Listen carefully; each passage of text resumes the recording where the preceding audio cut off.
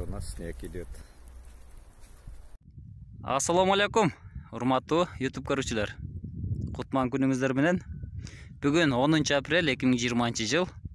Кече 9 апрель түшкө чейин кар жаап, түштөн кийин ачылган.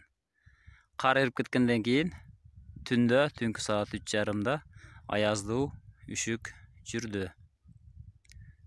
Жыйынтык жаман болуп атат. Тиккен картошкалардын, ачык калгандардын баарын уруптур. Азыр поледа турабыз. Көрсөтөйүн достор, мынакей кече жетишпей ачык калган картошкалар мына ушундай карарып, мынакей үшүк урганын көрүп турууга болот. Бүт бардыгын үшүк уруп кеткен. Карарып, жалбырактары кургаштын аракетинде. Бардыгы шалпайып жатып калган. Ал эми кечеги биз сиздер менен опилка төккөн жерлерди көрөлү.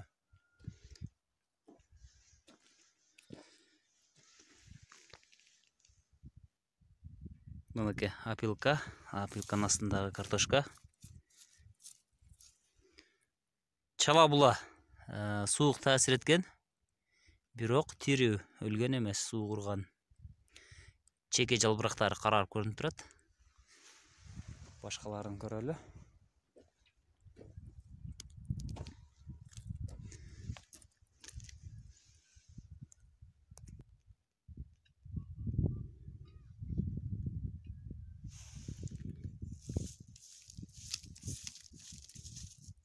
Мынакей картошка тирүү.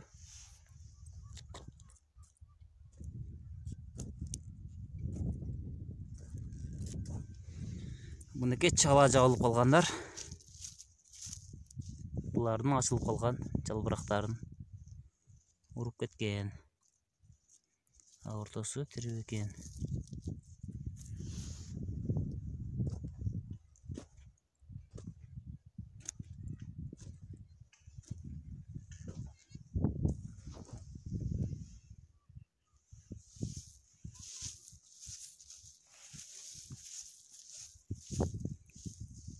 Мына достор, жалбырак тирүү. Мына учугун гана алып тур мунун. Калганы тирүү экен. Экинчи картошканы ачайлы. Мына достор, муну дагы жалбырактардын учтарынан суук уруптур. Кеч түндө -3-төн -5 градуска чейин суук болду. Азыр башка мөмөдөрактарды дагы карап көрөбүз. Гиласты карап көрөлү. Гилас шабдалы анча суукту көтөрүмдүү болот. Мында алдыңыздарда көрүнүп тургандай, шабдалынын гүлүнө дагы, жалбырагына дагы сууктун таасири анчалык болбогондой. Убакыт көрсөтөт. 2 күндө билинет. Азырынча бирдикке деши эрте. Бирок гүлдөр ошол бойдон. Тигиле бойдон. Арилер мынакей чаңдаштырып атышат. Шабдалы көтөлү.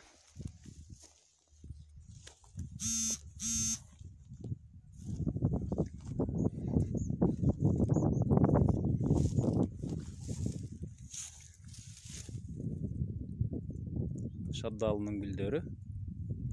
Жалбырагы дагы эчтеке болгон эмес. Арылар чаңдаштыра баштады. Арылар бирок аз.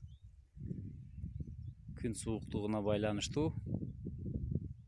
Арылардын дагы учуусу аз окшойт.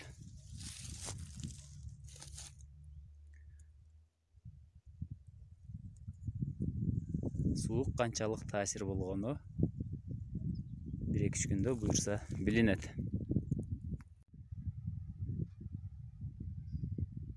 Эспарсет эгилген поледабыз. Эспарсеттер да шалпайып калган. Суук урган эмес, бирок таасир эткени көрүнүп турат. дириктеп турган эспарсептер бүгүн шалпайып жатып турат. Мына көрүңүздөр.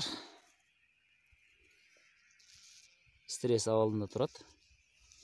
Буларга дагы сууктун. Булар кече мына ушундай тик болчу. Бүгүн мынакей шалпайып жатып турганын көрүүгө болот.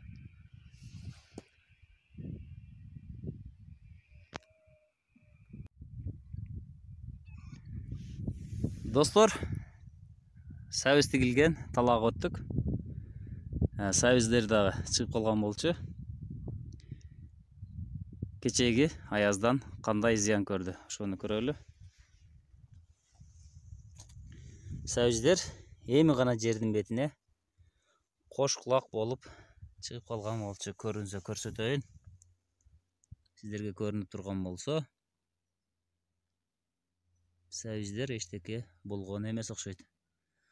Азырынча карарганы жок. Жатып калган жери жок. Буюрса сабизди үшүк алган эмес окшойт. Ошентип үмүттөнүп турайлы. Сууктан тыттын дагы жалбырагын үшүк алганын көрүүгө болот.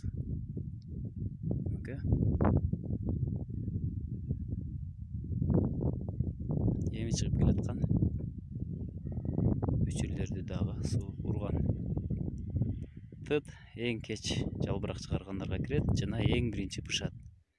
Бирок ошондой болсо дагы суук таасир эткен. Өрүк дарагынын алдына келдик. Көрөлү, суук кандай таасир эткен.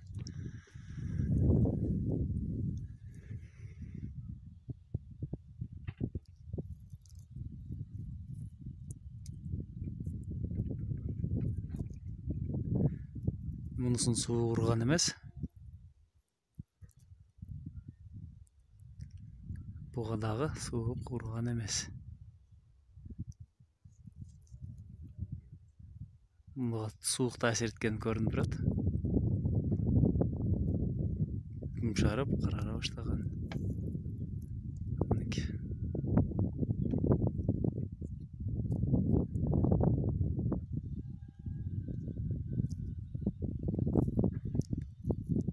Буга дагы суук таасир эткен.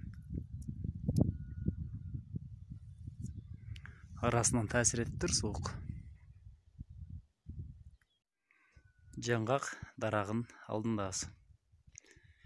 Жаңгакка дагы сууктун таасир эткени көрүнүп турат. Жаңгак гүлдөй баштаган болчу.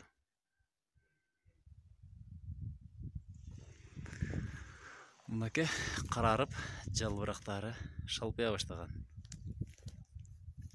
Көрүңүздөр, жаңгак гүлдөй баштаган болчу.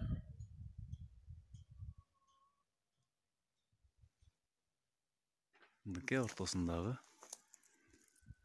үчүлдөргө дагы суук таасир берген. Бул астындагы бүчүр суук жетпей калган, суук үстүнө урган. Бүт үстүндөгү өсүндүлөргө урган дагы мынакей. Асты суук жетпей калган. Чала була жаңгакты дагы үшүк урган.